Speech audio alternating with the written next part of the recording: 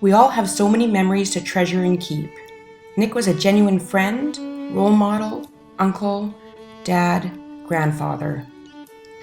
Nick was born May 1st, 1927 in Stewartburn, Manitoba. The family then moved out to Spirit River, and Nick attended school at the age of 6 after his dad drafted 3 acres of land in order to have the first school in the area. I always admired Nick's ingenuity and resourcefulness. I remember him telling me how lucky I was to own GT snow racers, skis, and snowboards. Because when he was a kid, he made his own sleigh and skis out of 2x4s so that they could ski and ride the hills of the Big River like coulee. That was, of course, when he wasn't helping around the farm, getting horses from pasture, doing field work, milking the cows, feeding the pigs and chickens, getting water from the well, splitting firewood for the stove, and helping to clear land by axe. He thought I was lucky, and I think he was lucky. Through hard work, he learned to be an industrious hard worker, which gave him the skills to develop a rewarding and successful career and life. Nick loved music, any music, and in his youth, any music he could dance to. Nick would look forward to the dances, which could be up to a 10-mile walk. He often got on the plow the next morning without any sleep and remembered falling asleep and off the plow, in which his stern father would tell him to get some sleep and then get back to work. Later on, him and a friend bought a truck named the Green Hornet that he was happy they could then take to the dances. Nick loved food, and many of our memories revolve around it. Many loved to cook for him, and he loved to cook for others. Nick loved his mom's cooking, especially the bread she made in the outside clay oven. I wonder if his mom told him, like he told us, "Come and get it or I'll throw it out." I valued the time we spent in the kitchen. I appreciate that I learned how to cook from scratch. I really appreciated it this March when many of our canned goods were out of stock, and my first thought was, I sure hope they still have a turkey so I can make a soup that'll feed us for a week. I tried to master his recipes like his pepper and radish salad, borscht, turkey soup, and beet top rolls. I think I got close, but he said I couldn't do those thumb-sized beet top rolls quite as good as his mom, and now I wonder if he said that just so that I could keep trying and bringing him more.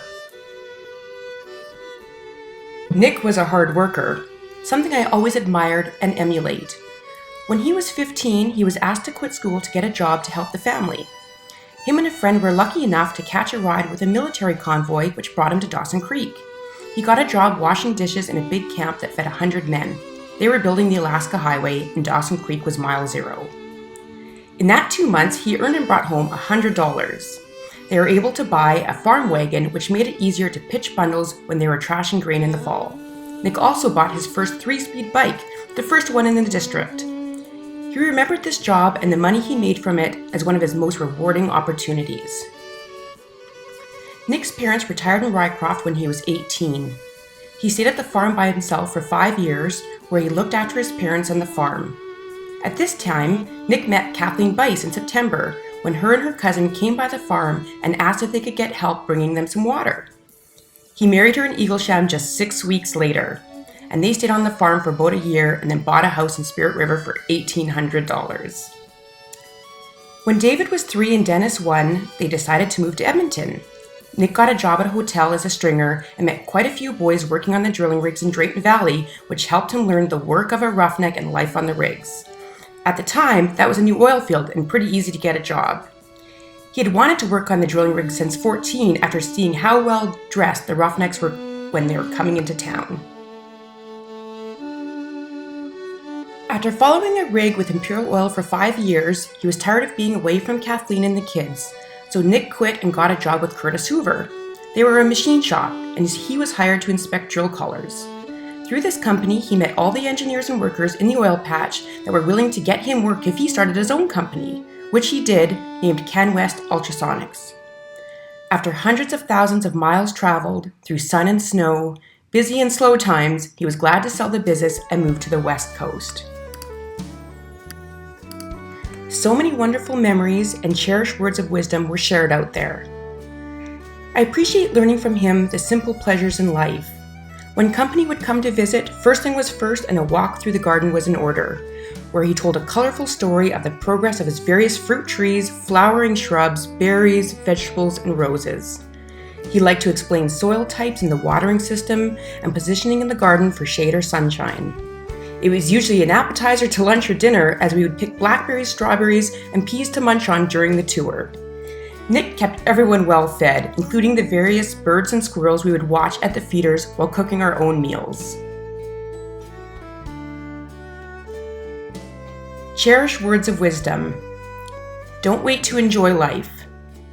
Things will always work out. And always leave eggs in the fridge when leaving for a road trip, because you'll sure appreciate cooking up a couple when you get in.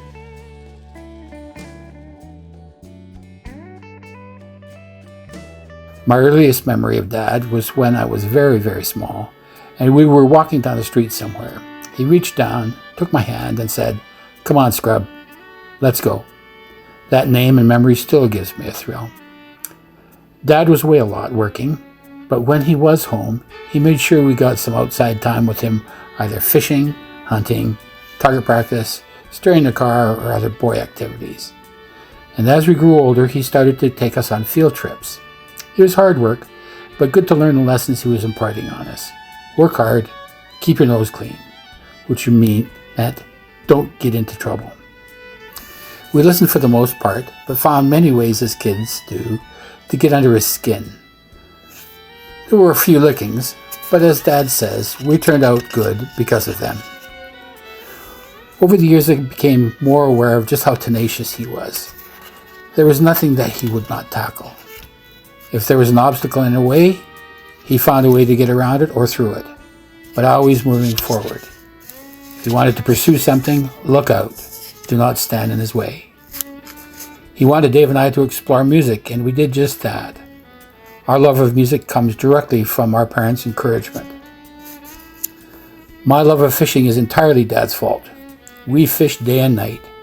We caught everything that moved, and when we were too tired to fish anymore, Dave and I would hit the hay and Dad would clean the catch, put it into the freezer, often working late into the night.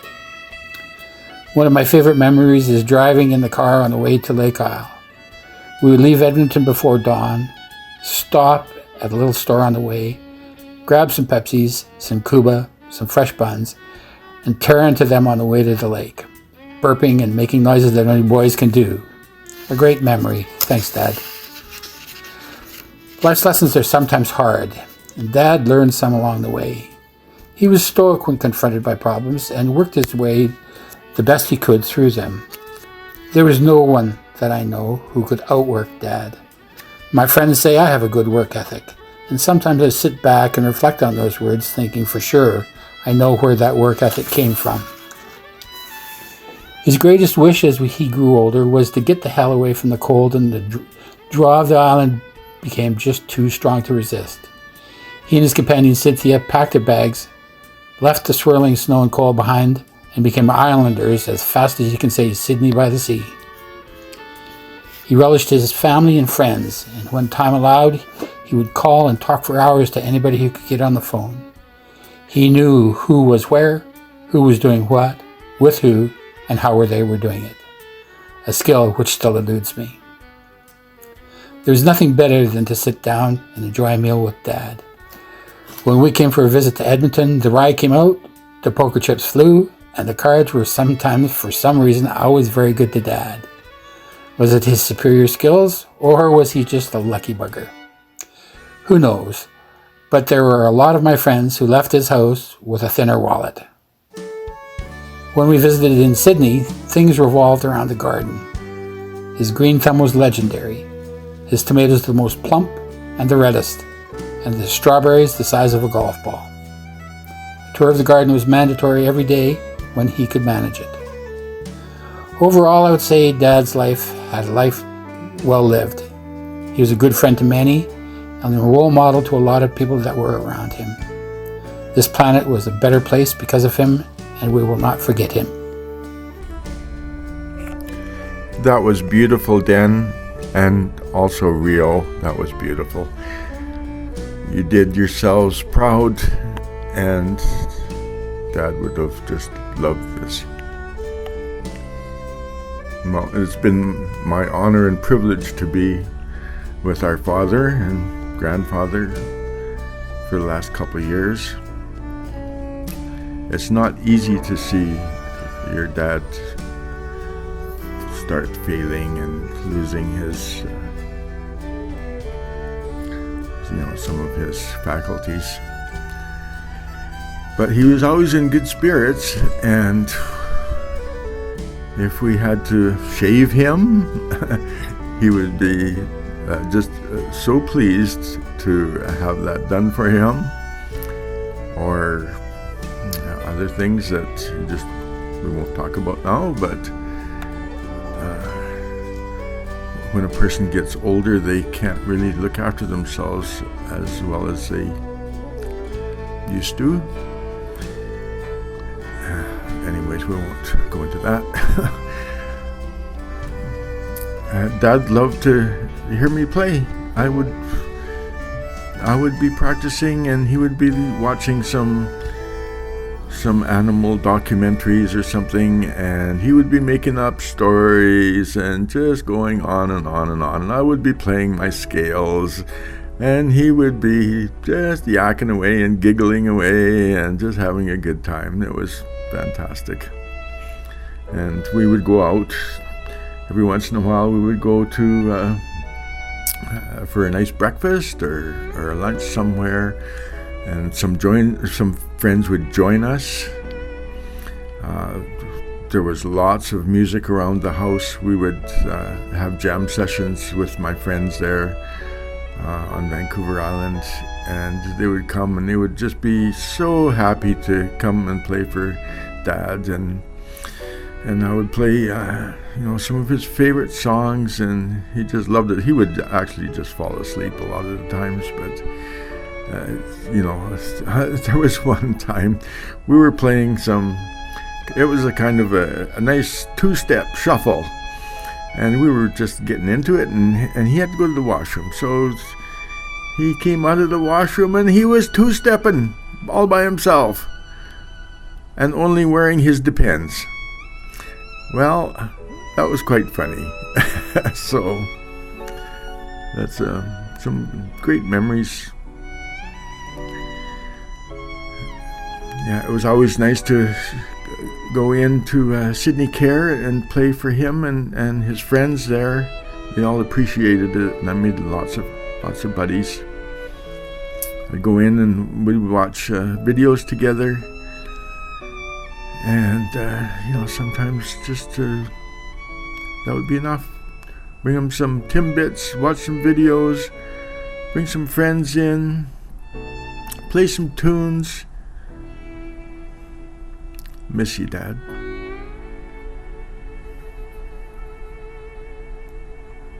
Action. Everything's going okay, and we were happy to be here. We were having a lot of fun, and